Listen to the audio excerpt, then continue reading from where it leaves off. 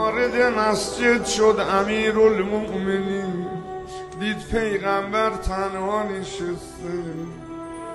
گفت یا رسول الله از خدا بخواه خدا منو بیامرزه. پیغمبر بلند شد 2 رکعت نماز خوند. تو سجده آخر زار زار گریه کرد. تو سجده گفت اللهم اغفر لعلی به حق علی.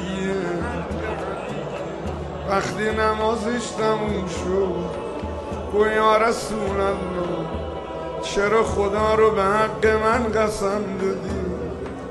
فرمود علی جان در همه عالم محبوب تر از تو پیش پروردگار. محبوب تر از تو پیش پروردگار.